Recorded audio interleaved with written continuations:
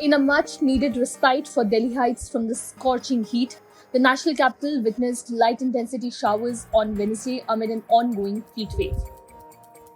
The rain is expected to bring down the temperatures, which peaked at an unprecedented 52.3 degrees Celsius earlier in the day, marking the highest temperature ever recorded in India.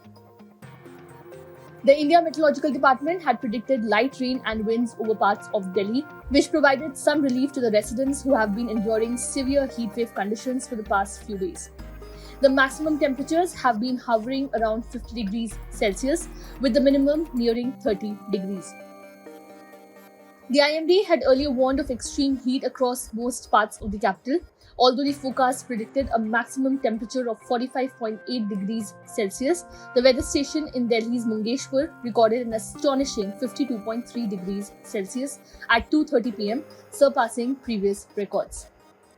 The previous highest temperature in the city was 49.2 degrees Celsius on May 16, 2022, the highest in the past 100 years.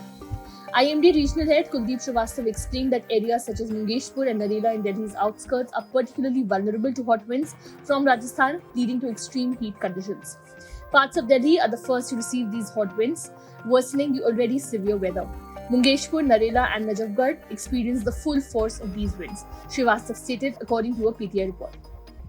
आज जो हमारे पास Mungeshpur observatory है जो AWS station है उसमें 52.3 आपके पास लगभग 3 बजे के आसपास टेम्परेचर रिकॉर्ड किया गया है जो अभी तक का इस सीजन का सबसे हाईएस्ट है। बीते कुछ वर्षों में भी देखेंगे तो हाईएस्ट टेम्परेचर रिकॉर्ड किया गया है।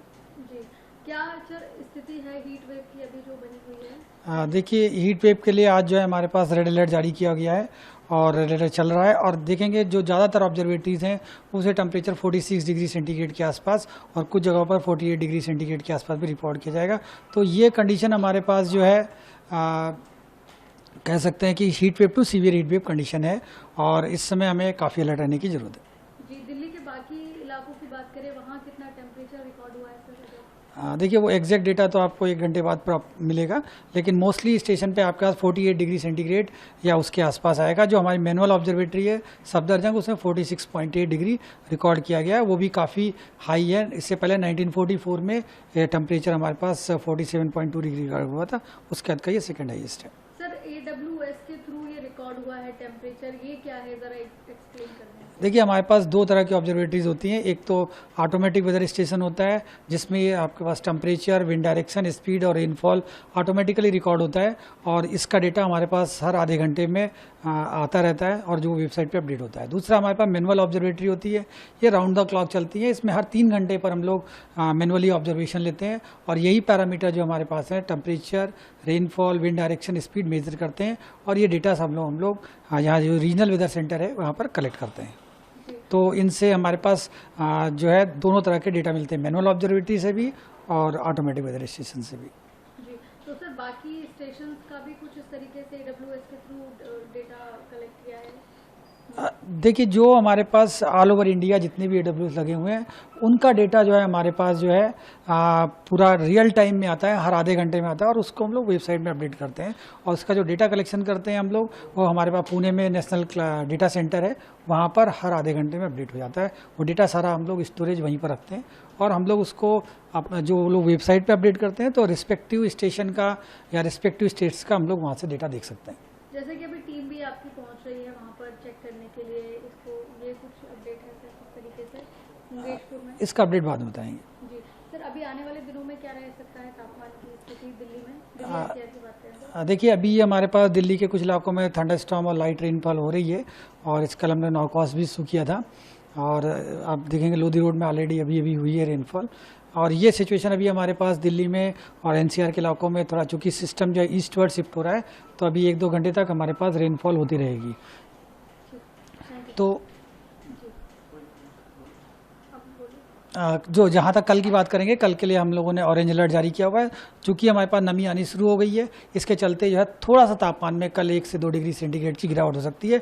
उसके बाद जो है 1 और 2 तारीख में 31 और 1 तारीख में देखेंगे कि एक वेस्टर्न डिस्टर्बेंस का प्रभाव ज़्यादा इफेक्टिव रहेगा तो 31 और 1 में भी हमारे पास जो है थंडरस्टॉर्म लाइटनिंग दिल्ली NCR में और पूरे नॉर्थ वेस्ट इंडिया में होने के चांसेस हैं। तो आप देखेंगे कि 1 तारीख तक हमारे पास जो टेम्परेचर बढ़ा हुआ है वो लगभग 3 से 4 डिग्री सेंटीग्रेड गिर जाएगा और जो है ये लगभग 41 से 42 डिग्री सेंटीग्रेड रिकॉर्ड हुआ।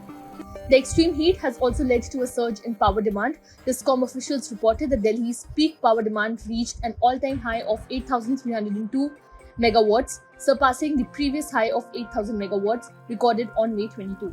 For 12 consecutive days, the peak power demand in Delhi has exceeded 7,000 megawatts, according to Discom officials. Just 2 hours after Delhi recorded the highest ever temperature at 52.3 degrees Celsius, the national capital experienced showers, bringing much needed relief from the extreme heat. The weather station in Mangeshpur recorded India's hottest ever day at 2:30 p.m., followed by rain.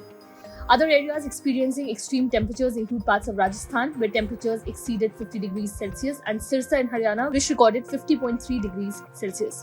In addition to Delhi, the IMD has predicted isolated to moderate rainfall over Bihar, Jharkhand, Gangetic West Bengal, and Odisha over the next 5 days, accompanied by thunderstorms, lightning, and gusty winds. The IMD also announced that the monsoon is expected to make its onset over Kerala and parts of northeast India within the next 24 hours. This development is likely to bring relief from the prevailing heatwave conditions over northwest and central India. Subscribe to One India channel and never miss an update.